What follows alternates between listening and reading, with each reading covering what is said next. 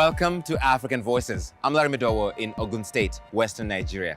I've come here to Abeokuta to interview Wole Soyinka at his home. He just turned 90, but is still teaching and traveling. He was the first African to receive the Nobel Prize in Literature in 1986. We talked about his expansive body of work, from novels to poetry to plays, as well as his political activism and what comes next. I was never satisfied with the way a story had been told by the elders to us. I remember this because my siblings, my peers would say, no, we didn't see that way. And I would say, I know, but this is the way I want it to go.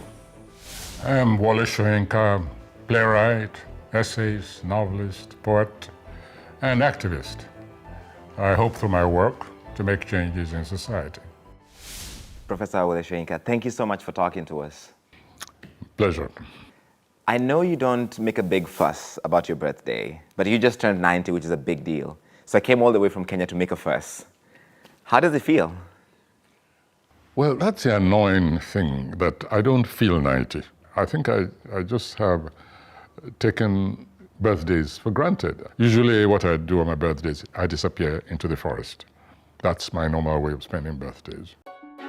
Wole Soyinka grew up in Abeokuta in the southwestern region of Nigeria when it was under British control. He says he became politically aware by listening. I was a great eavesdropper on my parents, on the conversation going on, especially my father's colleagues. He was a headmaster, a teacher, and he had sort of coterie of argumentative people. Mm-hmm. And I was sitting there, I remember, behind an armchair, just listening.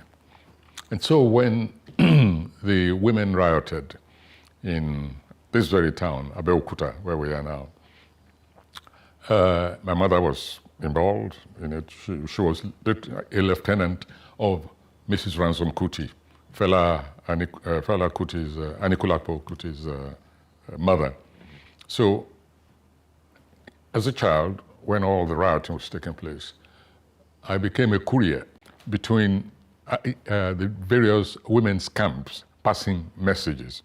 So I would say that this was the beginning of my political involvement.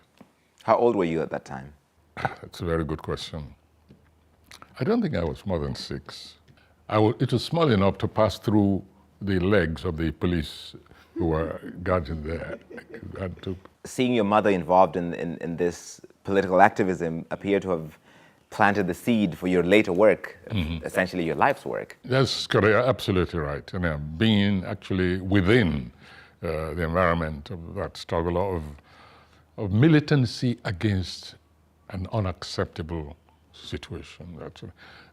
These women coming in, for instance, in the Kuti house to report their encounters at the hands of they were called Akoda, the native police, quote unquote, and how their goods were being seized in the marketplaces if they didn't pay taxes, some of them beaten up, roughed up, and so on.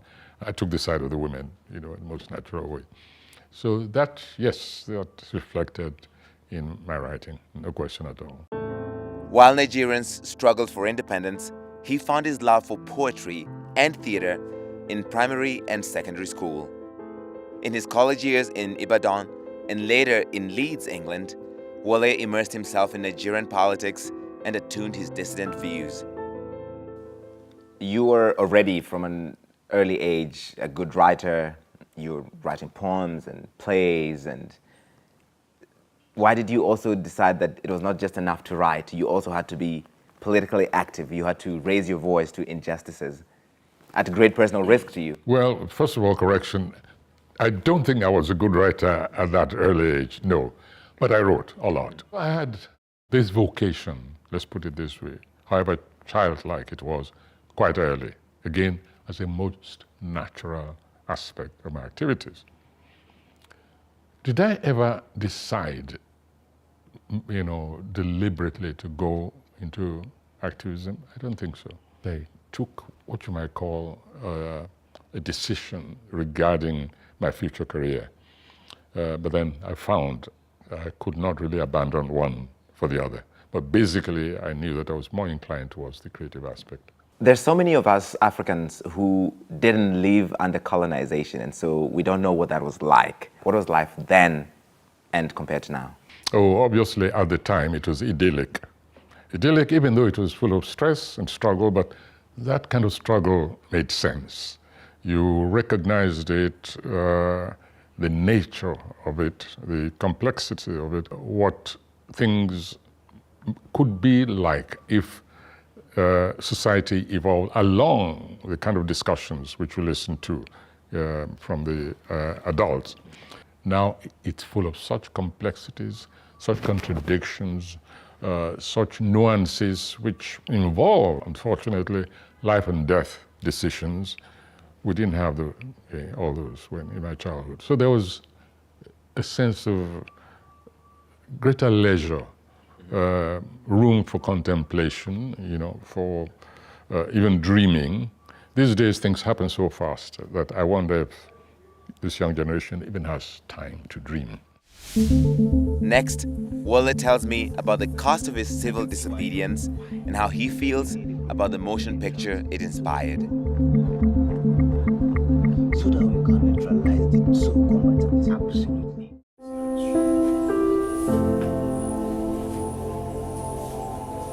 When I was a student, I thought our mission in life was to go down south and liberate Southern Africa.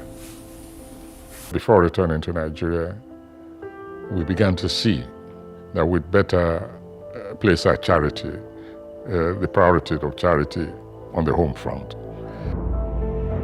Wole Soyinka was at university in England in the late 1950s during a time of apartheid in South Africa and a struggle for independence in Nigeria. After graduating, one of his first major works, The Lion and the Jewel, was performed at the Royal Court Theatre in London, where he worked as a literary advisor. In 1960, he won the Rockefeller Fellowship at Ibadan University and returned to a newly independent Nigeria. His criticism of Nigerian politics continued, with works like his satirical play about a fake prophet in The Trials of Brother Jero. There's a legend here about you sneaking into a radio station and swapping out a speech for something that was more critical. And this has been told so many times that it's quite a life of its own. So what is the truth? Well, the first thing I have to remind you is that I was tried and acquitted. And if you ask that question, it means you are questioning the judicial system in this country. So let's take that for granted. Yes, it's true. There's no point denying it any longer.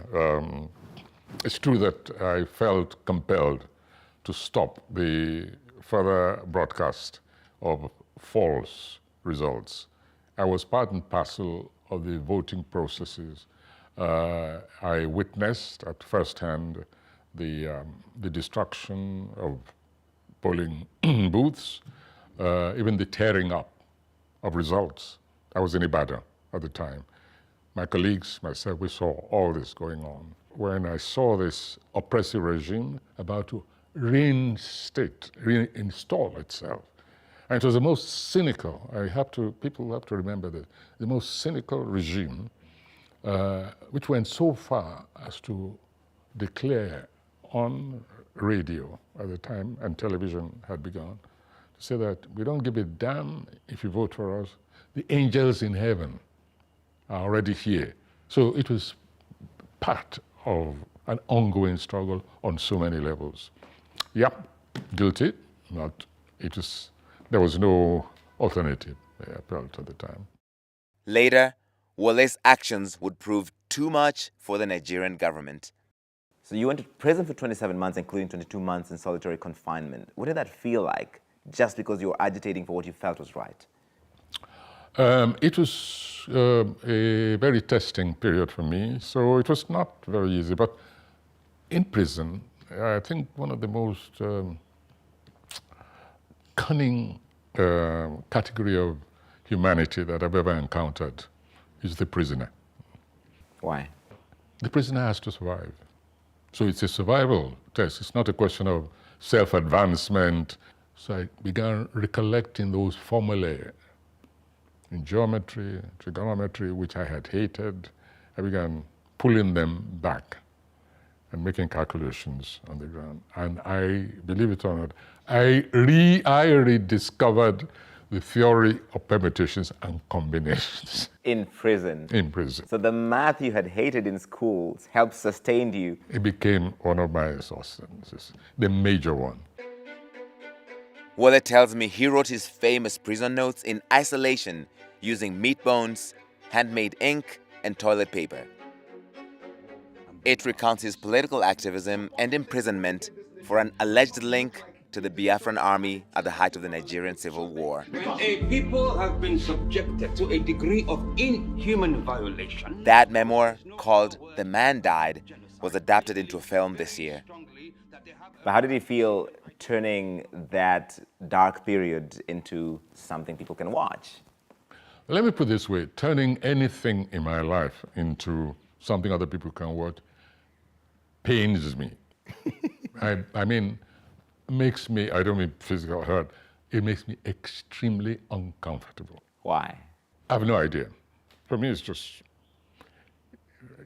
it's wrong to say it's horrific. Let's just say that I'm detached from it. The one with which I've collaborated was the one you're referring to, The Man Died. The Man Died. In which I assisted them in trying to locate a building, a house, in which I hid and operated during the Civil War. But well, it's not just about me alone. This is also about a particular period. So you don't like to watch anything adapted from your life or from your work? Very bad. Even this interview we're doing. You won't watch it? I might watch it eventually, but not immediately. It always, I don't know, it always takes a while to bring myself to watch me.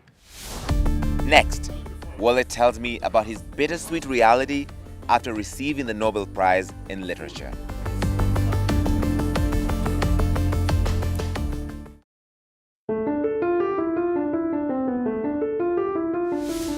During exile, Wole Soyinka published The Open Sore of a Continent, a personal narrative of the Nigeria crisis in 1996, criticizing the previous year's execution of Nigerian author Ken Saro-Wiwa by dictator Sani Abacha. Despite being targeted, he never faltered from denouncing corruption and oppression over the years. You were the first African to receive the Nobel Prize in Literature in 1986. And it took a long time before we even had another African receive that honor. What did that feel like at the time? Isolated. I was most relieved when the next African came, because isolated, because so much was demanded of you. It was like overnight, your constituency expanded, simply because you're an African, you come from the African continent. But at the same time, especially in societies like ours, it exposed you a lot more.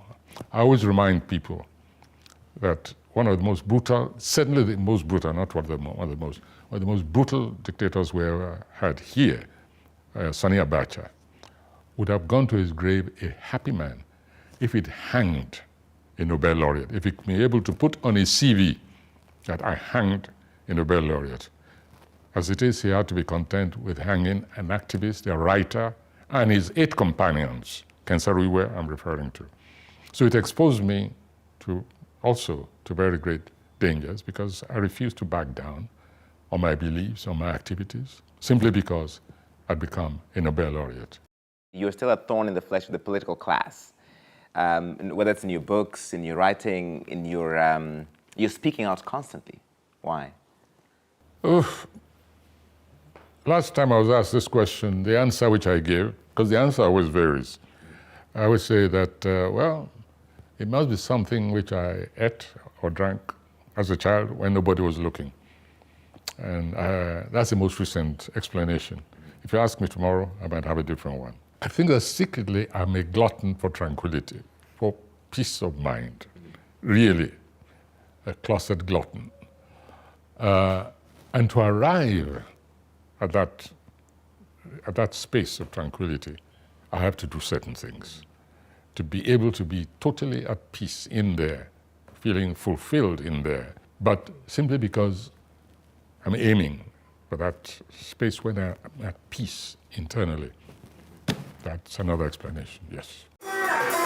This year, for his 90th birthday, Nigerian President Bola Tinubu renamed Nigeria's National Theatre after him, honoring Wole's legacy.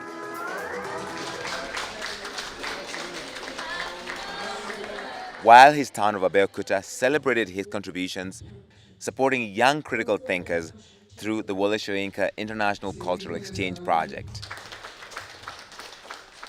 Are you reading any of your students? You said Henry Louis Gates was your student, for instance. Oh, yes, I think. I'm not going to mention names so as not to create an invidious thing. But I read my students, and I even have helped promote a number of my student work. You write novels, you write plays, you write poetry, and guerrilla theater, your plays you call them. Do you have a favorite genre? Well, I think theater is my most, it suits my temperament best, yes. Because it's constantly a work in progress. Even after you've written it, it goes into production, variation, adaptation. I think theater. Next, Wole takes me to his place of tranquility.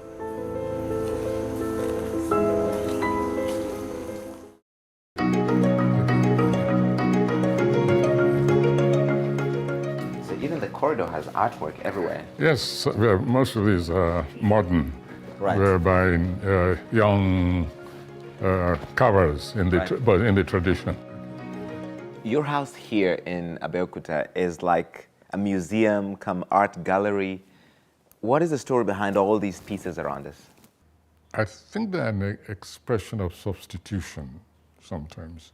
I enjoy my solitude enormously. I think you mentioned that about 1,000 times so far. I do. So, I think maybe secretly I long for company. And that's why I accumulate all this. The company of inanimate objects. They can't talk back to you. They can't talk back. But they're there, their presences, they create a micro-community of their own, a very special kind. First of all, the expatriate community. Much of that community robbed us blind. Each time they were going home, their suitcases were full of this. And when I came back, and was a fellow at the University of Ibadan, I ran into much of this larceny, bold, brave, in-your-face larceny. I mean, you'll be surprised how deep this runs in our society, even till today. Nigeria is a really religious country. People are deeply Christian or Muslim, and you have resisted the forces of faith in that traditional sense for a long time. How come? Yeah, I was fortunate to be born into two worlds, if you like, a Christian world and then in Ishara, the traditional Orisha worshippers. My grandfather, until he, poor man, also got converted. He was, an Orisha person, he was a chief. And his side fascinated me a lot more. It was more artistic for me, more creative, and also more mysterious. I don't find much of the mysterious in Christianity. I mean, even less in Islam, for the simple reason that I didn't grow up in a Muslim environment. Orisha is open, very ecumenical. That's why these foreign so-called world religions were able to penetrate, infiltrate, and even distort the truth. The Orisha is so, because of this generosity of spirit, it's not violent. It's one of those African religions which eschew violence. It's telling the level to which most of Africa has been evangelized, either for Christianity or Islam, that most people consider you an atheist. Well, I'm an atheist in their sense, absolutely. I'm an atheist. I don't believe in the Islamic God, I don't believe in the Christian God. And for these religions, it means you're an atheist. So I say, yes, I'm an atheist. But I insist that all human beings, as they have a certain spiritual core in their being. I believe myself to be more a spirit-sensitive person You have a reforestation project here in Abeokuta, the Autonomous Republic of Ijegba. When I moved in here, it was entirely forested. All these were my hunting ground. I really felt I was in a different country and I could just stay here and cut off the rest of society. Wole embraces this time of his life with a little bit of dark humor. What you see when you come in on this side there, Where it says the trespassing cows will be will be hanged, yes. All that area, complete reforestation. So it's literally back to its natural something. And having recreated nature, don't I deserve to give it a name of my own? I think it's only right. It's only fair. Now that you have your own little piece of earth here, what's in your future? Future? Yes. Future, I don't want to be morbid, but you know, that's the future. But I made arrangement for that within this state. That is the most morbid answer anyone has ever given me. That I made arrangements for my death. Many people don't like to hear it. Yes. You know, as I say it all the time. So I won't say it here. You are CNN, everybody knows what I'm talking about. It's where we're all headed. It's the future for everybody. But in terms of... Yes, but before you die. In terms of productivity, the immediate thing is to go on a vacation. Take a resolution which will be attested judicially, not to grant any more interviews on pain of penalty, which will be recorded, no more interviews. I'm glad we got this in. Certainly not writing, possibly trying to resume certain activities which gave me pleasure, which I consciously and rigorously cut off to be able to pursue my vocation. Because I'm not going to sit on them. I'll also get into a vehicle somewhere, I don't care, where in the world, and say for about a week or 2 weeks, I'm just a tourist. I'm looking forward to that.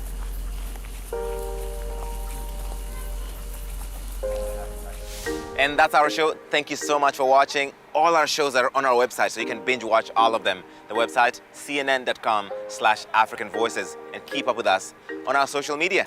I'm Larry Medowo in Abeokuta, Nigeria, and I'll see you next time.